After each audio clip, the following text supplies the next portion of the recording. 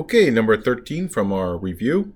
Determine whether the mean value theorem can be applied, MVT, to f on the closed interval AB. If so, find all the values in open AB such that f prime of c is equal to the difference quotient. If it can't be applied, explain why. Okay, so here we have f of x is equal to x to the 2/3 on closed 1, 8. So if we want to use MVT, we need to know a couple things. We need to know that f is continuous on 1, 8. And you can see any value between 1 and 8 that I raised to the 2/3. Okay, so any value in this interval that I plug into here is a real number. I'm not dividing by 0. I'm not trying to take the square root of a negative number. Our interval is all positive, so there's no value there that I'm worried about. So I can say f is continuous on 1, 8. That's done. I have to say that f is differentiable. Okay. Differentiable on open 1, 8. All right, well, now we got to go check that out. Okay, so f prime of x is equal to power rule 2/3 x. 2/3 minus 1, 2/3 minus 3/3 is the negative 1/3. So we can now look at this function as,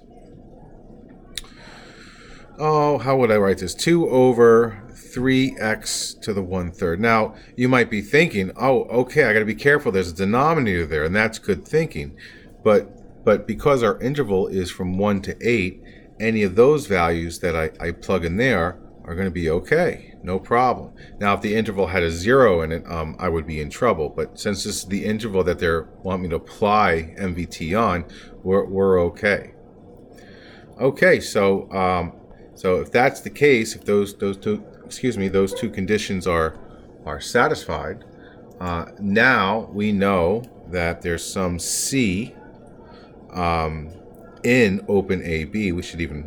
You could even write that if you wanted to, that f of b minus f of a over b minus a is equal to f prime of c, and it's our job to find that. So the left side is calculus, the right side is just basic math, because now I'm looking for c, but I have an a and I have a b. And here I get 8, here I get 1, here I get 8 and 1. And the good joke is I'll do the bottom, you do the top. All right, so the top is a little weird. Let's see what we get. So that's 8 to the 2/3, because remember f of x, okay, is x to the 2/3. So I put 8 in, 8 raised to the 2/3. Okay. Minus 1 to the 2/3, I like that one, all over 8 minus 1, which is 7. And then 8 to the 2/3 might be a little tricky for you. That's a cube root. Anything in the denominator is a root, so that's the cube root of 8, which is 2. And then 2 squared is 4. So 4 minus 1, all over 7. And that is equal to 3/7. All right, so I did one side. Now let's do the other. Now the other one wants f prime of c. So what's the best way to write that? So you might get a little tripped up here, but all they're saying is since f of x is equal x to the 2/3, and we know f prime of x is equal to 2 over 3x to the 1/3, then f prime of c is equal to 2 over 3c to the 1/3. See, we're just replacing x with c. It's no big deal. And I'll just put this over here. So that's 2 over 3c to the 1/3. And I'll just carry that down all the way to the bottom. It might be easier to write it like I guess this is fine. 3c to the 1/3. And then finally down here is where the action starts happening. So how should I write this? Let's see. 2 over 3c to the 1/3. I'm just asking you to do algebra here. So if you just cross multiply, it's easier. So I guess 14 is equal to 9c to the 1/3. A little McGrath flip, a little division. You guys are good. C to the 1/3 is equal to 14/9. Yes, that's good.